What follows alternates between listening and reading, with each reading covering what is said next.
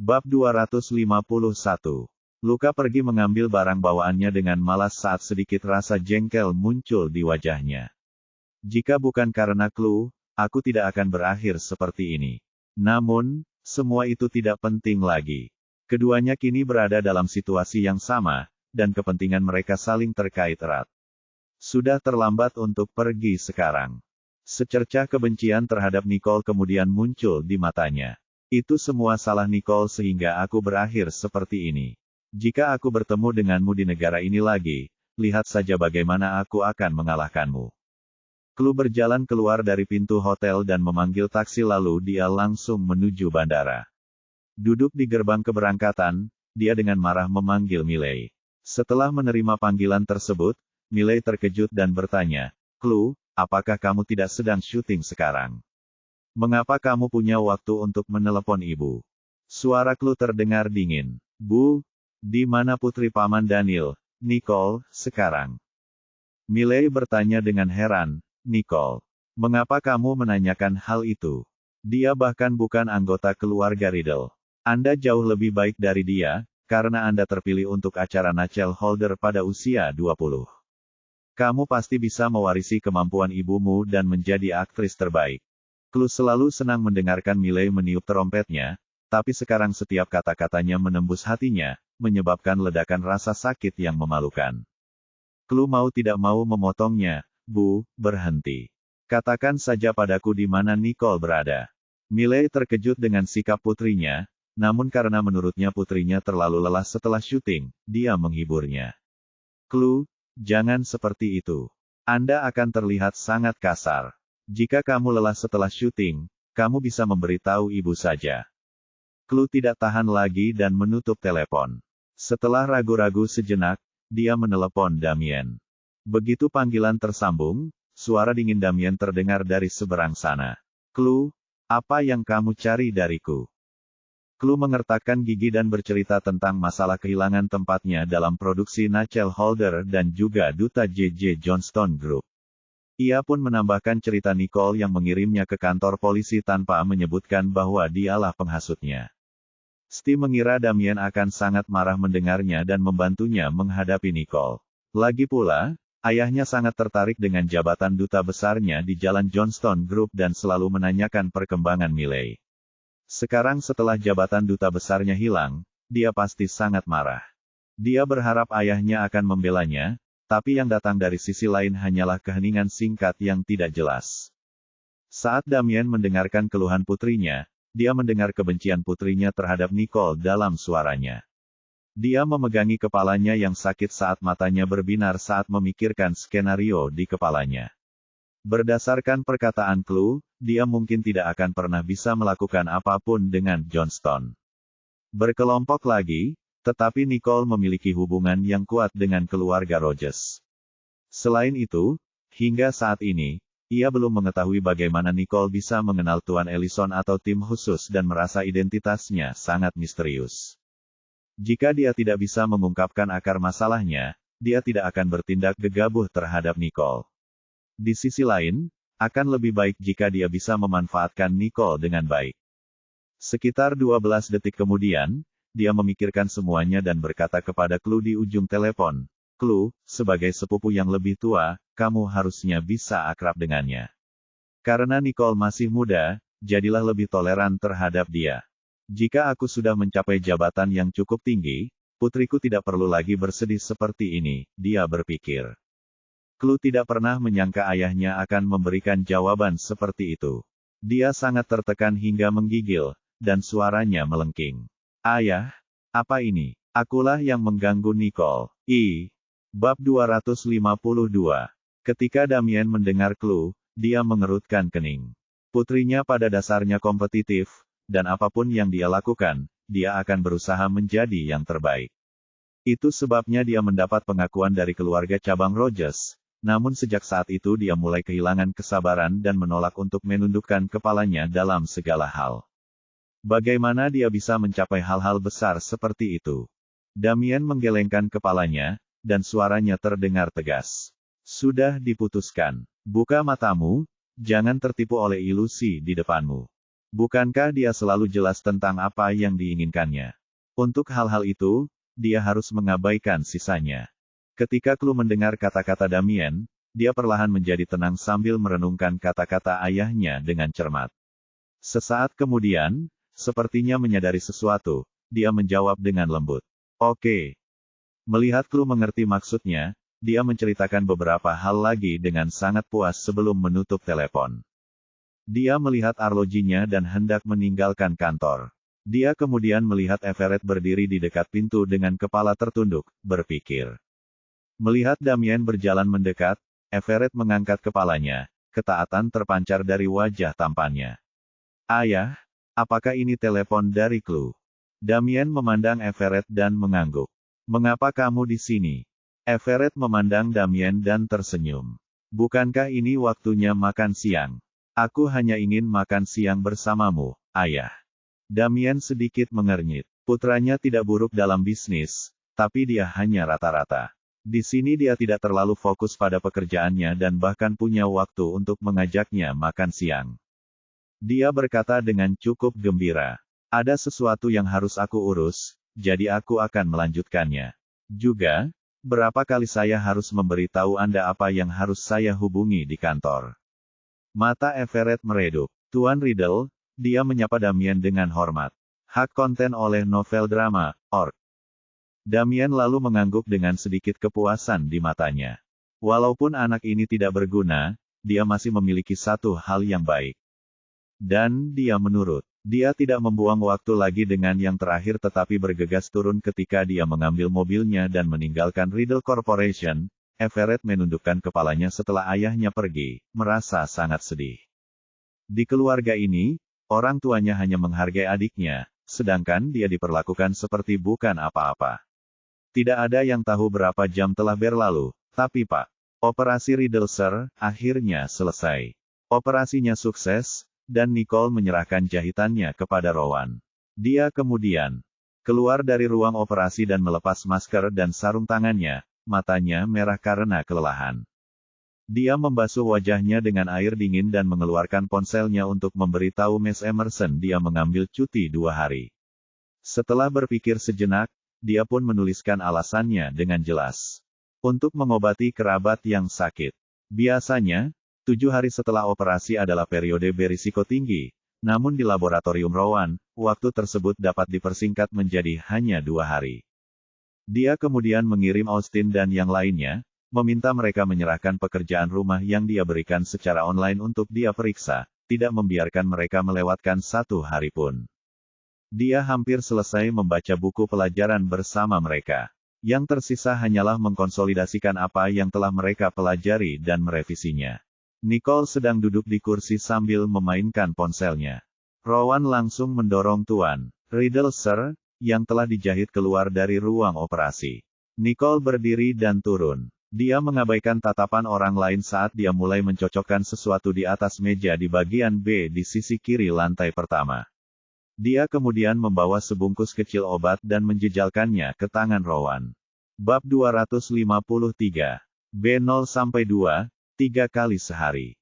Rowan memasukkan obat ke dalam saku dadanya, dan saat dia hendak menanyakan sesuatu, Nicole berbalik dan masuk ke gudang Riddle Sir. Rowan terkejut dan bertanya, operasinya sudah selesai. Kenapa kamu tidak istirahat saja? Nicole melambaikan tangannya. Ia ingin memeriksa dan memastikan tidak ada yang salah. Rowan tahu sifatnya, dan ketika dia bertanggung jawab atas sesuatu, dia akan sangat serius. Sekarang Tuan teka-teki Sir, menjadi tanggung jawabnya. Bagaimana dia bisa beristirahat saja? Dia menggelengkan kepalanya dan berkata dengan agak aneh. Kalau begitu aku akan membuatkan obatnya. Nicole tidak memandangnya saat senyuman muncul di bibirnya. Saat Rowan selesai mencampur infus dan kembali ke gudang, dia melihat sebuah buku berukuran sedang di depan Nicole. Dia dengan cekatan memberikan infus dan menutup kantong infus, lalu berjalan ke sisi Nicole untuk melihat apa yang dia lakukan. Saat melihat apa yang ada di depannya, mata Rowan membelalak. Nicole, ada apa dengan soal-soal Olimpiade Matematika ini? Bukankah Nicole sudah lama mendapatkan Woods Award? Mengapa dia malah melihat hal-hal yang seharusnya mudah baginya? Nicole memandangnya dengan samar. Dia tidak tidur sama sekali tadi malam, tapi dia tidak merasakan apa-apa. Dia menyilangkan tangannya saat dia duduk di sana, mengabaikan pertanyaan Rowan, dan hanya bertanya, apakah kamu punya pena? Nicole tidak terbiasa menjawab pertanyaan tanpa memutar pena.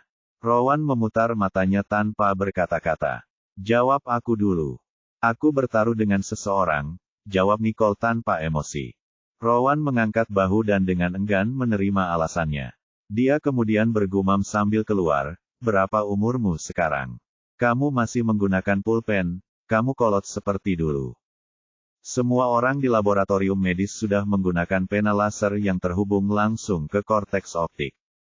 Tidak hanya itu akan mencapai akurasi yang sempurna, tetapi juga menjamin keamanan dan kerahasiaan catatan. Rowan mencari di seluruh lab tetapi hanya menemukan pena gel milik seorang pekerja magang. Matanya berkedip dan berlari ke arah orang itu seperti serigala lapar. Dokter magang itu begitu terkejut hingga dia mundur selangkah. Bos, saya tahu ada kesalahan kecil pada data tes saya, tapi saya sudah memperbaikinya. Selain itu, saya berjanji untuk setia pada lab. Jika kamu memesannya, aku akan melakukan apa saja. Tunggu, apa yang kamu lakukan? Rowan tidak memperhatikan apa yang digumamkan magang itu saat dia bergegas mendekat dan meraih dada magang itu. Pekerja magang yang malang itu mengira dia akan menghadapi peraturan tidak tertulis di tempat kerja dan menutup matanya dengan ekspresi heroik. Rowan mengambil pena dari saku mantelnya dengan ekspresi jijik di wajahnya sebelum berbalik dan kembali ke lantai 2. Melihat Rowan pergi, pekerja magang itu menepuk dadanya sendiri, menghela nafas lega saat melihat punggung Rowan. Dia pikir dia sudah mati sekarang. Silakan periksa di.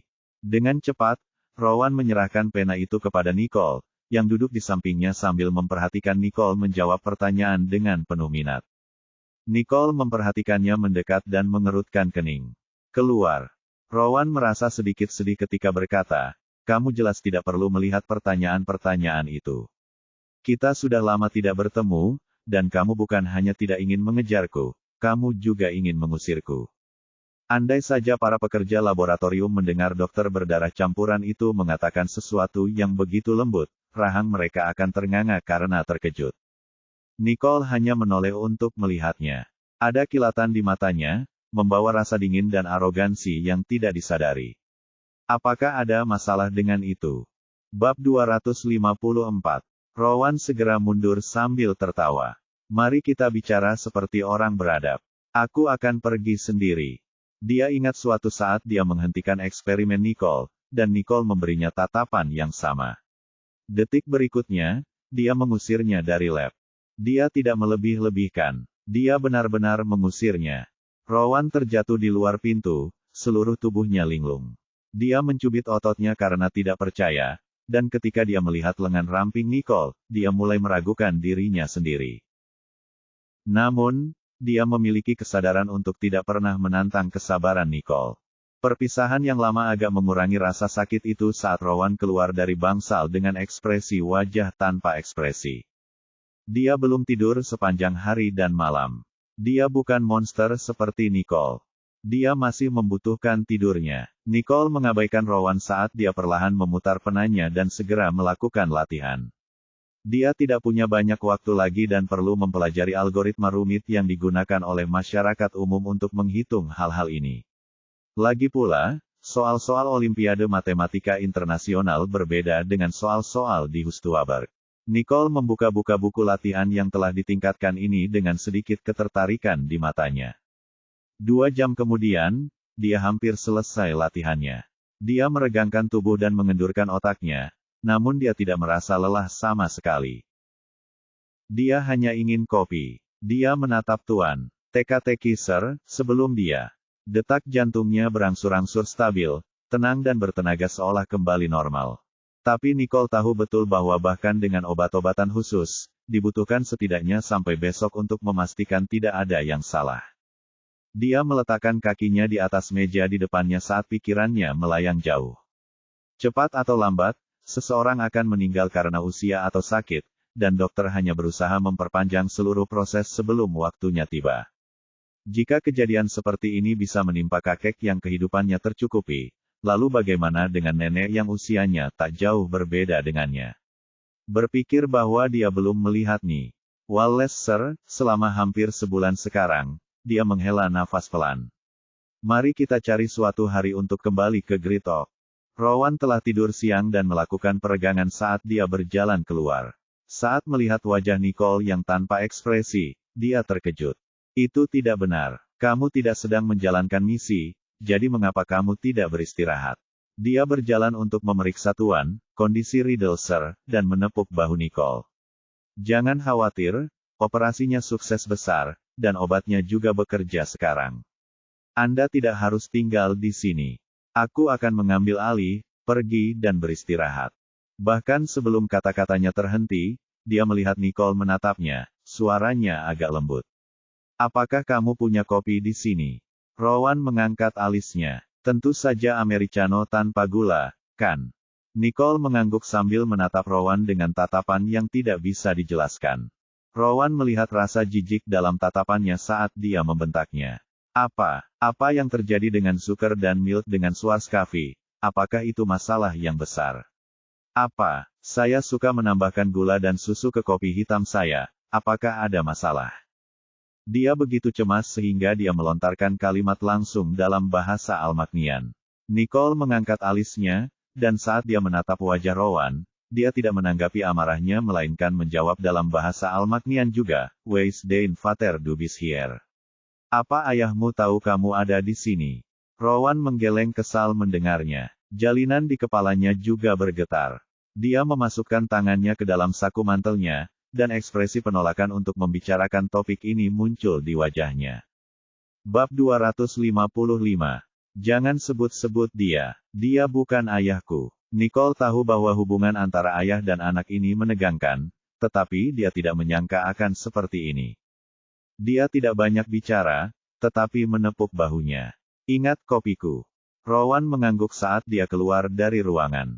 Sedikit ekspresi bingung muncul di matanya saat dia bergumam pada dirinya sendiri.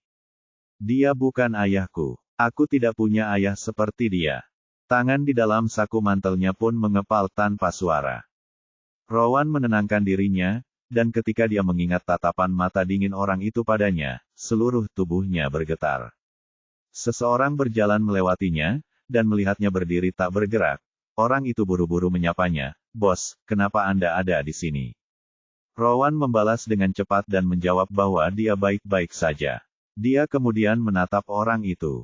Bukankah kamu seharusnya mengekstrak enzim tembaga tiol ATP di sektor D untukku? Mengapa kamu di sini? Bertanya apa yang sedang kulakukan di sini. Orang itu tersedak mendengar kata-kata itu.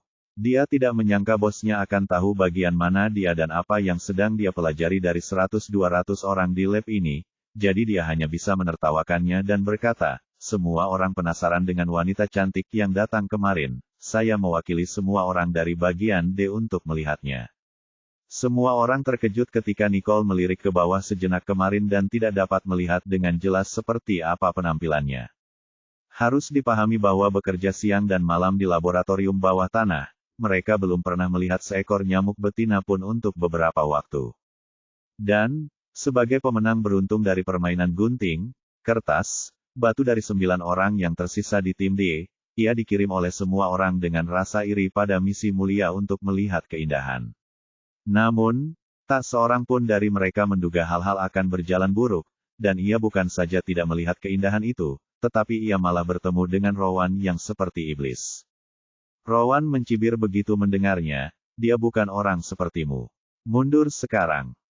Rowan melakukannya karena kebaikan hati. Lagi pula, Nicole paling benci diawasi orang lain. Kalau dia diawasi oleh sekelompok orang bodoh seperti monyet, dia takut Nicole akan menghajar mereka sampai babak belur. Ketika saat itu tiba, siapa yang akan mengerjakannya? Yang tidak diketahuinya adalah bahwa setelah waktunya di Royal Creek Institute, Nicole hampir kebal terhadap segala macam tatapan. Bagaimanapun, dia sudah tahu betapa lemahnya orang-orang itu dan dapat mematahkan tulang mereka hanya dengan satu sentuhan. Pria itu biasanya akan ketakutan setengah mati jika Rowan membentaknya seperti itu, tetapi melihat kecantikannya hari ini, dia tampak lebih berani saat berkata, "Bos, kecantikannya bisa dilihat semua orang. Bagaimana bisa kau menyimpannya untuk dirimu sendiri?" Melihat betapa kurang ajarnya dia, Rowan malah menyipitkan mata dan tertawa, lengkungan terbentuk di wajahnya yang berkontur dalam. Pria itu belum pernah melihat senyum secemerlang itu dari Rowan sebelumnya dan langsung merinding. "Kau ingin melihat? Baiklah, dia ada di ruangan ketiga dari belakang. Kalau begitu, pergilah dan lihatlah. Anda sungguh tidak bisa menghentikan seseorang yang ingin mati." Pikiran itu muncul dalam benaknya saat Rowan mengaduk kopi di tangannya. Awalnya dia mengira saat dia kembali ke bangsal, dia akan melihat Nicole menghajar habis-habisan bawahannya. Namun, saat dia tiba di sana, Nicole hanya duduk di sana sementara bawahannya mengajukan pertanyaan dengan ekspresi gelisah. Setelah mendapat jawaban dari Nicole, dia langsung menggunakan pena yang diambil Rowan untuk mencatat sesuatu. Saat Rowan melihat ini, tangannya yang hendak mengetuk pintu terhenti. Nicole lah yang mencium aroma kopi samar-samar. Ia menatap Rowan. Rasa dingin di matanya mereda, seakan bertanya mengapa ia belum membawakan kopi. Rowan bergidik, dan saat dia masuk, dia menatap cahaya di mata bawahannya dengan tatapan bingung. Ini adalah ekspresi melihat wanita cantik, ekspresi menikmati semua keindahannya. Bab 256. Melihat Rowan datang, bawahan itu dengan hormat mengembalikan pena itu kepada Nicole sambil memegang tangannya yang menghitam seolah-olah tangannya itu adalah harta karun sementara matanya tampak seperti telah menemukan harta karun saat ia menatap Nicole. Metode penularan lisozim ini sungguh luar biasa. "Bu, bolehkah saya tahu nama Anda? Selain itu, jika saya memiliki pertanyaan di masa mendatang, bolehkah saya menghubungi Anda?" Nicole mengangguk acuh tak acuh sambil berkata, "Ikatan peptida asetil CoA transasilase sangat sulit dianalisis. Jika Anda tidak yakin, sebaiknya Anda menggunakan metode ini untuk melakukan 2 percobaan lagi." Bawahan itu mengangguk saat mendengarnya. Matanya dipenuhi kekaguman saat dia menatap Nicole. Awalnya dia hanya ingin masuk untuk melihat kecantikan Nicole, namun Nicole malah langsung tahu bahwa dia adalah seseorang dari bagian D dan memiliki pemahaman yang jelas tentang kemajuan penelitian timnya. Jawabannya yang santai telah memberinya banyak keuntungan. Dia mengira bahwa dia hanyalah vas yang dibawa oleh bosnya dan tidak menyangka dia akan sekuat itu. Bagi Rowan untuk merekrut orang seperti itu, dia sungguh hebat. Bawahan itu menatap Rowan dengan sedikit aneh, dan melihat ekspresi itu, dia tersenyum dingin. "Jangan lihat aku. Dia hanya ke sini untuk meminjam kamar untuk operasi." Tidak heran ada seorang lelaki tua yang terbaring di bangsal. Biasanya, selain kepala negara dari berbagai negara, tidak ada orang lain yang boleh masuk ke tempat ini. Namun, ini seharusnya menjadi hak istimewa bagi seorang jenius seperti dia. Ia lalu berpamitan dengan Nicole. Saat ia berjalan keluar, langkah kakinya bergetar. Dia akan segera dapat memecahkan masalah yang telah mengganggunya selama setengah bulan ini. Bagaimana mungkin dia tidak bersemangat? Ketika yang lain melihatnya keluar, wajahnya merah seperti orang mabuk. Mereka berkumpul di sekitarnya sambil bertanya satu persatu. "Bagaimana? Apakah dia sangat cantik? Saya baru melihat wajahnya kemarin, dan itu benar-benar mengejutkan saya. Saya belum pernah melihat wanita secantik itu seumur hidup saya." "Kamu bilang dia dan bosnya jadian dan mereka terlihat cukup dekat. Mungkinkah?" Melihat topik pembicaraan yang perlahan menjauh, bawahan yang bertemu Nicole mengerutkan kening saat suaranya berubah sedikit dingin. "Diam kau. Wanita itu bisa menyelesaikan masalah topik penelitian yang sedang dikerjakan timku. Kalian tidak tahu seberapa jauh kita dibandingkan dengan dia. Laboratorium itu tersusun dari A sampai Z, dan topik penelitian tim D dianggap sebagai subjek yang paling sulit. Baginya untuk menyelesaikan masalah dengan mudah, semua orang yang hadir saling memandang dan tidak memiliki hal lain untuk dikatakan, mereka awalnya tidak begitu menghormati Nicole. Lagi pula, dari sudut pandang mereka, dia hanyalah seorang wanita dengan wajah cantik. Mereka mengira dia ada di sini untuk bertamasya.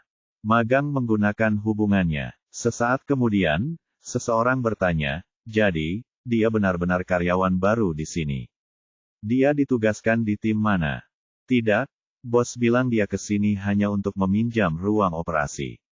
Semua orang saling memandang. Hanya orang-orang paling elit yang bisa menjalani operasi di laboratorium medis terbaik di Sanjoto ini, dan itu adalah. Rowan menyetujuinya dengan berat hati karena ia merasa waktunya terbuang sia-sia.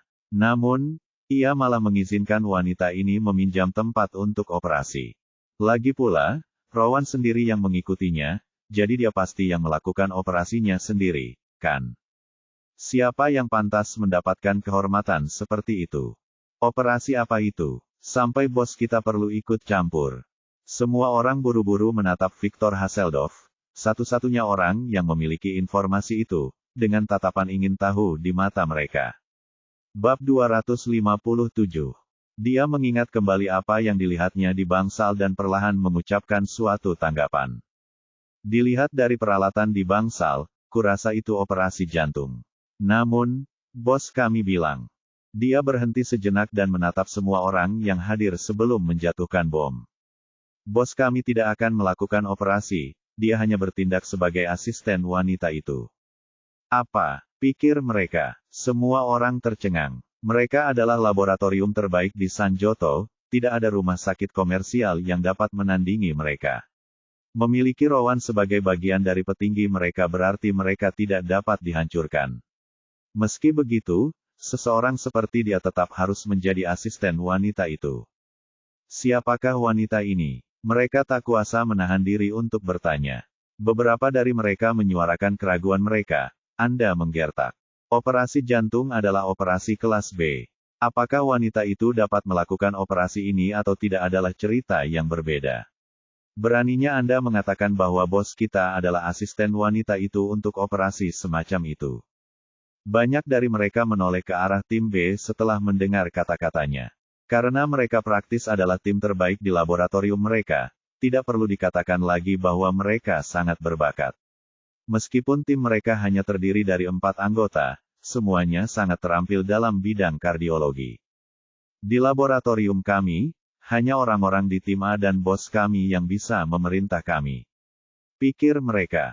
Keempatnya menatap ke arah kerumunan dengan pandangan merendahkan, hanya karena dia bisa menyelesaikan masalah dari tim D, bukan berarti dia bisa melakukan operasi tingkat B. Bawahan itu menatap mereka sambil membayangkan wajah Nicole yang tenang dan kalem. Tiba-tiba, dia merasa percaya diri untuk mempertahankan pendiriannya, tidak dapat disangkal bahwa operasi level B sangat sulit. Namun, aku yakin dia bisa melakukannya. Dia hebat. Semua yang dia katakan sangat mendalam. Dia bahkan menjelaskan pertanyaan-pertanyaan yang membingungkan dalam penelitian saya dengan ringkas dan menyeluruh. Seseorang seperti dia tidak mungkin tidak mampu melakukan operasi tingkat B, pikirnya. Selain itu, cara Rowan memperlakukannya membuatnya hampir yakin bahwa dia adalah seorang yang berbakat kelas dunia di bidang medis. Para anggota tim B menatap ekspresi percaya dirinya dan mencibir. Mereka kemudian berkata dengan nada mengejek, kalau begitu, dia pastilah seorang talenta terkenal di Sanjoto, atau mungkin bahkan di dunia internasional. Mengapa kamu tidak memberitahu kami namanya agar kami dapat menghormati orang ini? Ini, pikirnya, pikiran bawahannya menjadi kosong. Dia ingat menanyakan namanya, tetapi dia mengelak. Butiran keringat dingin mulai terbentuk di kepalanya. Banyak yang menatapnya sinis. Semua orang tahu apa maksud ekspresinya. Mereka menggelengkan kepala. Kepala dan bubar, tidak seorang pun ingin mendengarkan omong kosongnya. Namun, anggota tim B tetap tinggal. Mereka menatapnya dengan jijik. Bagaimana? Apakah orang yang ahli ini tidak berani mengungkapkan namanya? Bicara tentang berada di tim D. Mengapa kamu tidak pulang dan membersihkan otakmu itu? Kalau tidak, bagaimana kamu akan melanjutkan penelitian? Kata mereka sebelum kembali ke lokasi yang dituju tim mereka dengan arogan. Nicole ada di atas, jadi dia tidak mendengar percakapan mereka. Saat itu dia sedang menikmati secangkir kopi buatan Rowan. Tiba-tiba, dia membeku. Keterampilan Rowan dalam menyeduh kopi telah menurun, pikirnya. Dia ingat dengan jelas bahwa Rowan membuat kopi yang enak saat mereka masih di Elendora. Yang tidak diketahui Nicole adalah bahwa keterampilan Rowan dalam menyeduh kopi tidak menurun, tetapi standarnya dalam membuat kopi telah ditingkatkan tanpa disadari oleh seseorang. Bab 258. Rowan menatapnya dengan tidak setuju saat Nicole menyingkirkan kopinya.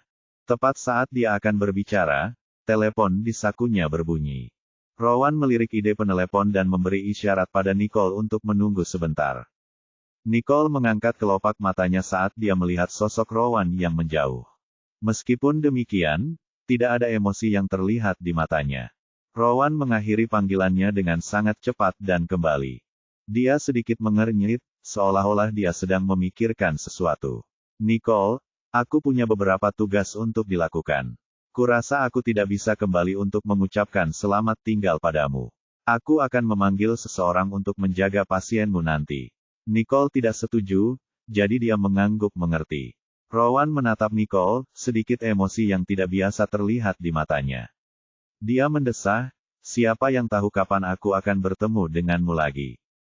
Nicole menatap matanya yang agak muram saat mendengarkan berbicara. Suaranya tenang, saat ini aku di San Joto. Jika kau ingin menemuiku, kau bisa menghubungiku kapan saja.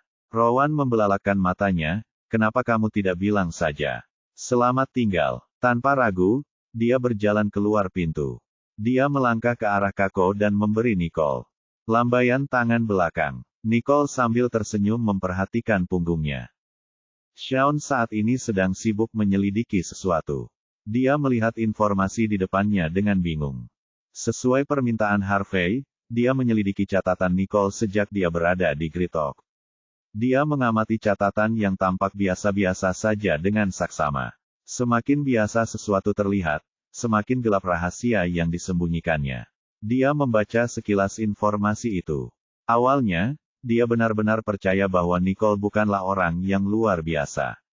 Namun, sekarang setelah dia diberi informasi seperti itu, dia merasa ada yang tidak beres. Dari cara Kristo memperlakukan Nicole hingga cara Harvey yang tanpa kendali mengajukan permintaan seperti itu, semua kejadian ini membingungkan Shaun.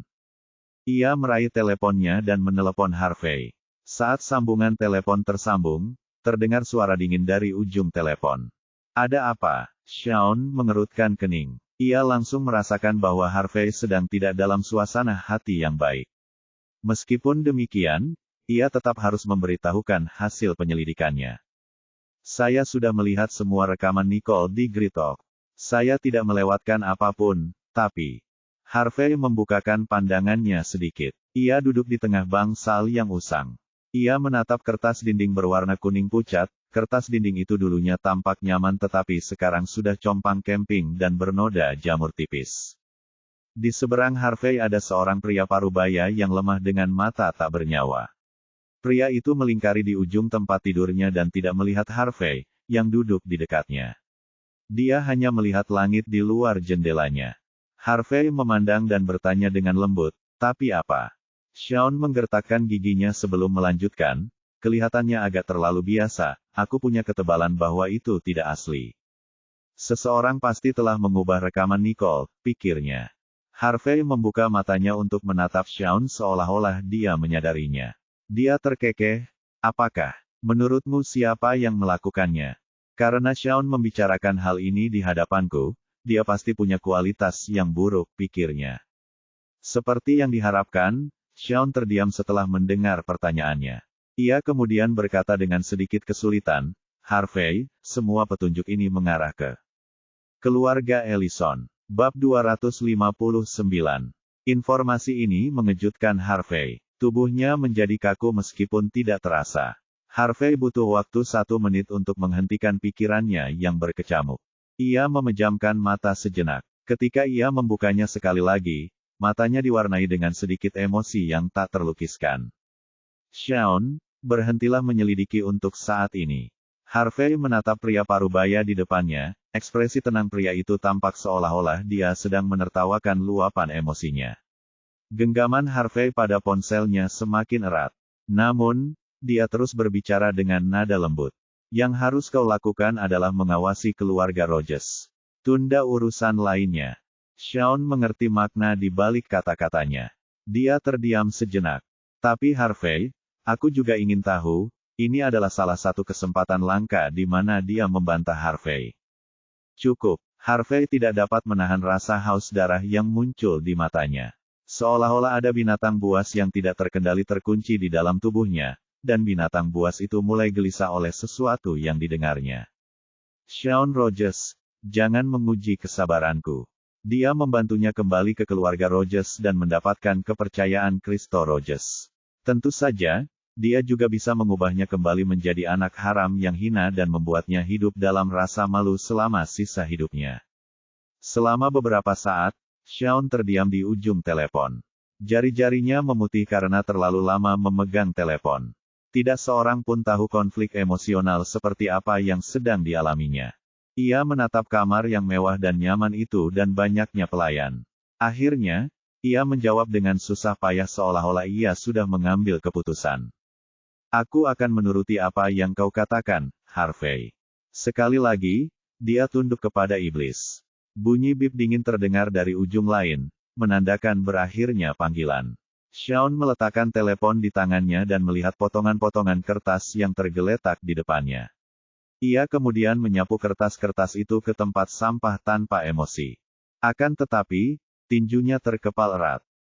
Harvey menutup telepon. Ada kilatan dingin di matanya saat dia menatap pria paruh baya di depannya.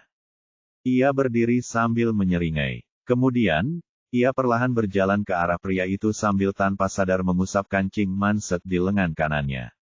Wajahnya tampak seperti batu giok dingin, diukir dengan sangat cermat namun sama sekali tidak bernyawa. Ketakutan di mata pria parubaya itu tumbuh saat dia semakin dekat. Dia terus mundur, tapi dia memiliki dinding putih bersih di belakangnya. Dia tidak punya tempat untuk bersembunyi. Harvey menghampirinya dan menatapnya dengan merendahkan. Senyumnya yang formal tersungging di bibirnya, itu tampak menakutkan bagi pria itu. Dia membuka mulutnya, memperlihatkan gigi-gigi kecilnya yang tersisa, dan mengeluarkan rintihan tajam. Seolah-olah dia memberitahu Harvey untuk menjauh. Harvey menatapnya, senyum di wajahnya semakin dalam. Tuan, Anda mungkin tidak tahu tentang ini, tetapi Shawn akan segera mengungkap beberapa informasi. Namun, saya tidak ingin memberitahunya informasi itu. Kenapa kamu tidak menceritakannya padaku? Aku saja, oke. Rengekan tajam pria parubaya itu telah berhenti beberapa saat lalu. Dia menatap Harvey, yang duduk di depannya. Tiba-tiba, kilatan licik melintas di matanya. Dia melebarkan mulutnya ke arah Harvey seolah ingin berbicara. Air liurnya mulai menetes tak terkendali saat dia bergerak, dia tampak konyol dan menjijikkan. Terlepas dari itu, Harvey sama sekali tidak tampak jijik. Dia membungkuk sedikit dan mendekat. Dia memiliki senyum menawan di wajahnya. Katakan padaku, Tuan. Katakan padaku, dan aku akan membebaskanmu. Bab 260. Dengan mata yang sedikit berbinar. Pria itu terbatuk-batuk karena pita suaranya yang kaku. Sepertinya dia sudah lama tidak berbicara. Dia menatap Harvey secara langsung, ini adalah sesuatu yang jarang terjadi.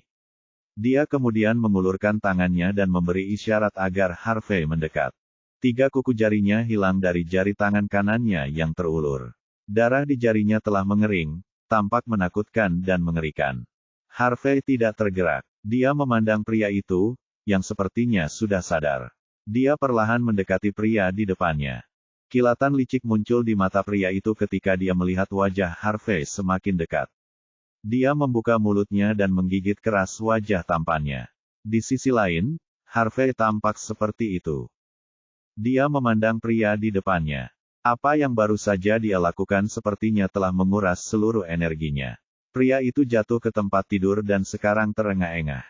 Dia menatap Harvey seolah ingin mencabik-cabik seluruh tubuhnya. Harvey tidak lagi tersenyum. Dia memandang pria di depannya dengan ekspresi tenang. Tiba-tiba, dia mengulurkan tangan kanannya dan meraih leher pria itu, mengangkatnya sepenuhnya.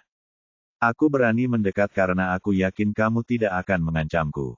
Pak, sudah berapa kali hal ini terjadi? Kenapa kamu begitu pelupa? Nada suara Harvey terdengar penuh penyesalan dan sepertinya dia sangat peduli pada pria itu. Meski begitu, tatapannya gelap gulita. Ia melihat pria di depannya menderita sesak napas. Ada kenikmatan yang tak terlukiskan di matanya. Apa kamu tidak mau memberitahuku?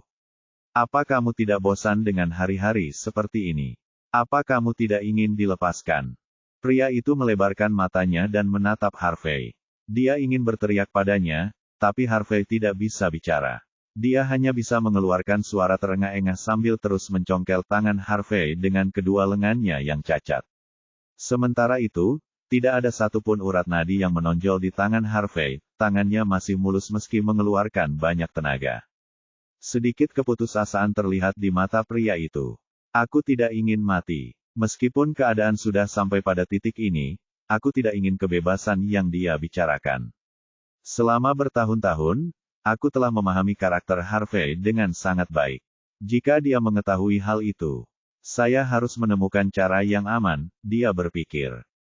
Dia mulai merasakan darah. Saat matanya hendak memutar ke belakang, tangan yang memegangnya menjadi rileks. Tubuhnya terasa tepat di atas tempat tidur.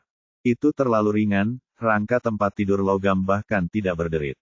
Pria itu terbatuk-batuk. Paru-parunya menyempit karena asupan udara segar yang tiba-tiba. Dia terbatuk-batuk begitu keras hingga sepertinya dia akan memuntahkan organ dalamnya. Akhirnya batuknya berubah menjadi tawa yang menyayat hati. Pada awalnya, Harvey acuh tak acuh. Setelah melihat tingkah pria itu, matanya perlahan berubah menjadi dingin. Dia mengulurkan dua jarinya dan memegang rahang pria yang bergetar itu. Dia berbicara dengan suara yang terdengar seperti berasal dari dalam neraka. Katakan padaku jika kamu tidak ingin mati. Pria itu memelototi Harvey dengan kejam. Pita suaranya yang sudah lama tidak digunakan menghasilkan suara kisi-kisi yang menusuk. Segera, terdengar suara serak dan tidak menyenangkan. Aku akan memberitahumu. Tatapannya ke arah Harvey langsung menajam.